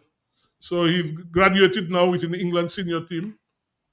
Now, so but I saw him in a T20 game. He gave me one with Livingstone, batted very well, Mid 40 odd. Matty batted very well. But Labouchage. Labouche, He was a bowler. of course, in fact, know he he was a was a good bowler. leg spinner before, Yeah, he I know. finished that batting. Batsman. Yeah. Labouche. And he did very well in that game. In fact, you didn't see how he got thing out today. What's his name? The opening batsman. Was a 95. Cotton Bowl, Duckett. Huh? Cotton Bowl, right? He was- Yeah, it was a long hop. And Duckett tried to flick the ball and he went straight back to the man. Flick it straight back to the guy. 49 for 4 now. Wow, 10 overs. They're not going to get too many tonight. 49 for 4. So the Barbados Royals are the top of the show right now. You saw this incredible catch that has to be the catch of the tournament so far. Although he misjudged it. That's what happened. But at the end, it was Yeah, he misjudged it because he was filling on the boundary. He came too far forward and then he had to dive back. And then he had to flick It would have back, been but a it catch where he was straightforward catch, but he misjudged it. It was a spectacular one. So the Yeah, Barbados yeah. Royals ahead apparently, Mhm. and Afana seems to be batting okay. I think he's doing. Well, his way. what he needs is big runs. He's not getting big runs. That's the thing. He's not getting big runs. Good evening. We have a caller. Good night. People, Yes, ma'am. it's How are a you? good thing there is a good umpire. I watched that match last night with Barbados and St. Kitts. Right. So when the umpire gave the fellow out, Which and one? I forgot his name. The match last night, and he appealed, and the fellow was out. The LBW, which So the one? match last night with Barbados and No, last night wasn't Barbados. Last night was Trinidad. Trinidad was playing last night. when did they play? Now I watched that. Okay, game. last night was Trinidad lost. Trinidad beat Guyana last night. No, well, the night before. That was then. Sunday night. There were no games on Mondays. So Then- there were that Sunday game. night. You saw that game when the Yeah. umpire gave the. I can remember. Yeah, Sunday night. You know, Yes, in and the there's a umpire good too. thing. There's a good umpire. Mhm. And Fat Boy, not too bad, man. 5 minutes, people. Fat Boy. You're talking about Rakim Cornwall, Yeah, eh? man, spread. And that catch, Asana stood there. I could watch that. I watched that how many times. Yeah. Anyway, good evening. Yeah, good evening. Well, Cornwall took 5 wickets. He was dropped. They brought him back, and he took 5 wickets in that game. But I'll still say Rakim Cornwall should not be on any cricket field. Anyway, let's take a break. Let's take our final break.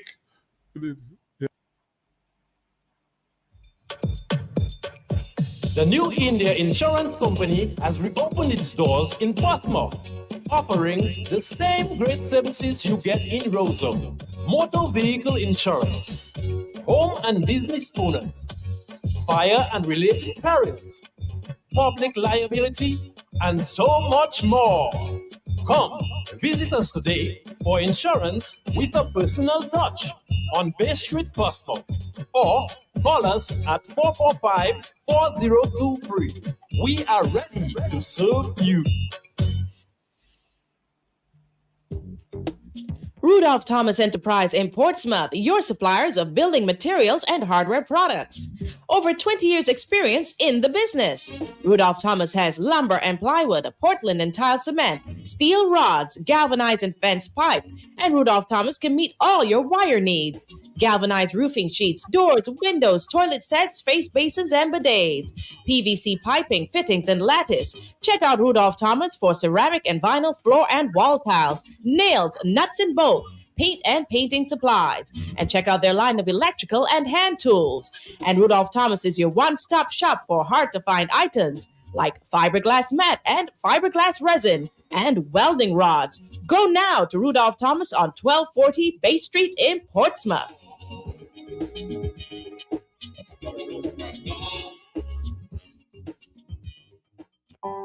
Looking for a quiet, relaxing place to stay?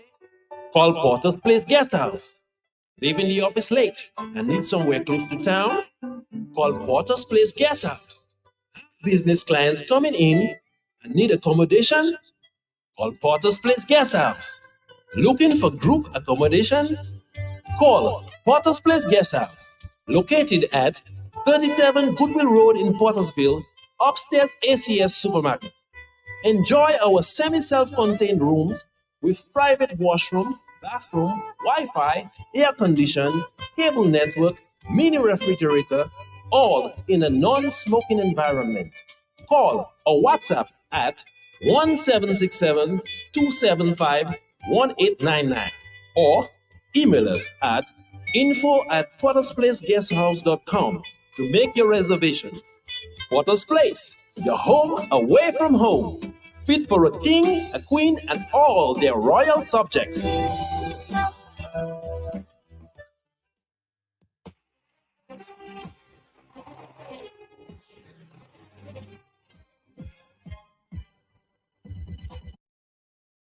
You're back on the home stretch. Dr. Fontaine, 52 for 4, Trinidad, still struggling. And there's cricket tonight, as we say, test match cricket. 2 test matches going on simultaneously. India against Bangladesh, because we have to be interested in the Bangladesh match. They come down here in November for 2 test matches. In fact, they have a full tour. Test matches, ODI, still 20. Dominica again can't see any cricket. We're deprived of cricket in Dominica. So that's how it goes. We can't see any cricket at all in Dominica. So, guys, we coming to the end of the program. I think we had a nice program tonight. We had Fabian, enlightening discussion with Fabian. We had the netball lady. We had the football. Dr. Fontaine has promised to help with football with writing up a project. I hope they'll take that up. It's a good initiative by Dr. Fontaine to get that project for them. So, obviously, the next program is the Workers' Voice. It's going to be an interesting program. Again, I'm saying to people, if you want your melon, check Steve. Those 2 beauty wise, close to the Social Security, a blue van from Colby Street. The best melon, the cheapest, $2, unlike other people who are selling melon at $3. So, Doctor, on behalf of Ronald Lander, Dr. Fontaine, Emmanuel Loback, and Lambert Charles, I want to say good night. You will hear us next week.